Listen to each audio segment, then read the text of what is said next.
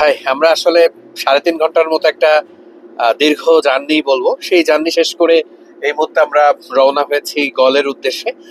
খুব স্বাভাবিকভাবে আসলে ক্রিকেট তো অনেক জায়গায় আমরা ম্যাচ কাভার যখন করতে যাই, সেই গল্পগুলো তুলে ধরার চেষ্টা করি, কিন্তু যখন গলে যাত্রা হয় সেই যাত্রাটা কিন্তু একটু হলেও আলাদা। কারণ এই গলের আসলে এত এত ঐতিহ্য, এখানে এত এত ক্রিকেটের গল্প, ক্রিকেটের বাইরের গল্প, যেটা আসলে বলতে গেলে শেষ হবে না। আপনি যদি বাংলাদেশের পার্সপেক্টিভ থেকে ধরেন, এই মাঠে মুশফিকুর রহিমের 200 রান আছে, ওই একই ইনিংসে মোহাম্মদ আশরাফুলের 190 আছে, নাসির হোসেনের 100 রানের একটা ইনিংস আছে। বাংলাদেশের সেই দারুণ স্মৃতির পাশাপাশি এই মাঠকে ঘিরে আসলে বাংলাদেশের বাইরের গল্পগুলো আসলে অনেক সমৃদ্ধ। 2004 সালে এই স্টেডিয়ামে একটা শক্তিশালী সুনামি হয়েছিল। সেই সুনামির কারণে এই স্টেডিয়ামের সবকিছুই একেবারে রীতিমতো এমন ভাবে ধ্বংসপ্রাপ্ত হয় যে এটাকে নতুন করে রিবিল্ড করতে পুরো বিশ্বের সহায়তার প্রয়োজন ছিল। এবং ক্রিকেটারদের মধ্যে অনেকে সহায়তা করেছিলেন। ইয়ান বোথাম, সেখানে নাম রয়েছেন শেন ওয়ানের নামও, যাদের যে নির্দিষ্ট সংগঠনগুলো রয়েছে, দাতব্য সংগঠন, সেখান থেকে তারা কিন্তু আসলে এই স্টেডিয়াম রিবিল্ডের জন্য তারা অর্থ প্রদান করেছিলেন খুব স্বাভাবিকভাবেই। কারণ এই স্টেডিয়াম ইউনেস্কো হেরিটেজের একটা অংশ, কারণ এর পেছনেই রয়েছে গল ফোর্ট, যেটা খুবই আসলে একটা নাম করা জায়গা, অনেক ইতিহাস রয়েছে।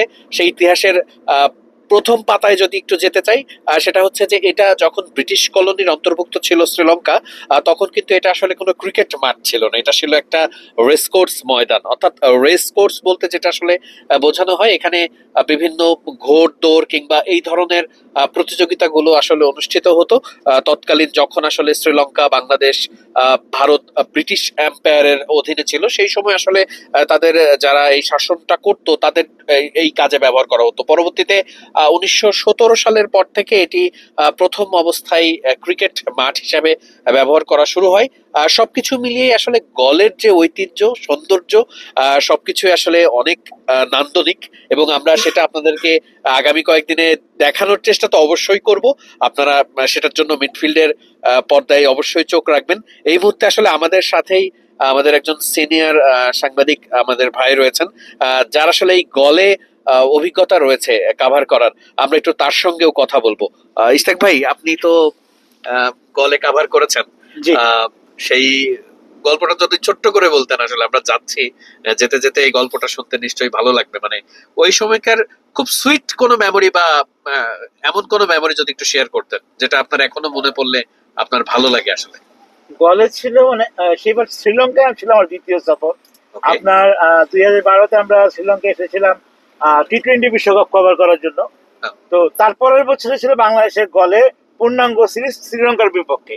মানে টেস্ট দিয়ে শুরু হয় গল থেকেই সেবার। তো মানে আমরা যখন টেস্টটা শুরু করি খেলাটা, মানে বাংলাদেশ তখনও ওই টেস্টে কিন্তু নড়বড়ে, হ্যাঁ এখনো যে অবস্থা তখনও এরকম নড়বড়ে। কিন্তু আশ্চর্যজনক বিষয় ছিল আমাদের প্রথম টেস্ট সেঞ্চুরিটা এখান, মানে ডাবল সেঞ্চুরিটা টেস্টে এখান থেকে হয় মুশফিক। কিন্তু তার আগে মজার কথা, আশরাফুলেরই করার কথা ছিল। 190 আউট হয়েছেন, তার প্রথম শটটাই সে মানে 90-এর পরে যে মারতে গেলেন, বের হয়ে এসে আমরা সবাই অবাক বিস্ময়ে তার শটটা দেখেছিলাম যে কিভাবে তিনি আউট হয়ে গেলেন।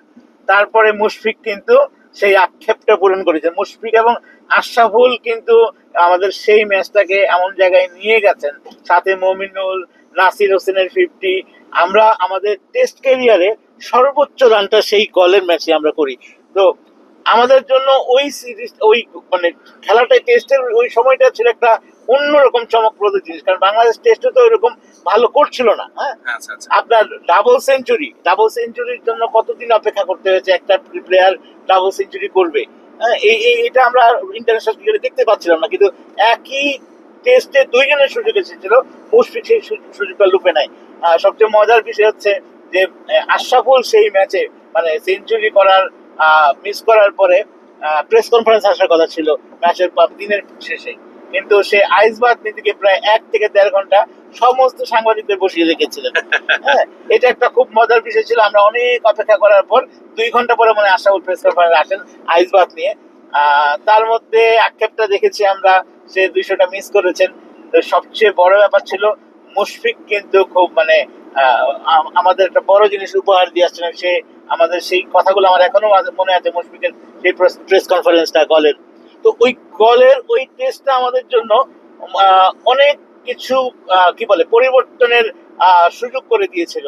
টেস্টে যে আমরা আসলে বাইরের দেশে বাইরের মাটিতে খেলতে পারি, খুব ভালো করতে পারি, ব্যাটিংটা আমাদের খুব ভালো হয়, সেই সেই একটা আপনার সুযোগ তৈরি হয়েছিল। 600-র উপরে রান, এবং সেই টেস্ট আমরা ড্র করি। আমার যতটুকু মনে আছে সেটা মানে আমাদের দেশের বাইরে প্রথম টেস্ট ড্র সম্ভবত। আচ্ছা আচ্ছা। তো সব মিলিয়ে আমরা সেই টেস্টটা খুব উপভোগ করেছিলাম, এবং সেটার স্পিরিটটা কলম্বো টেস্টও ছিল, যদিও কলম্বো টেস্টে হেরে যায়।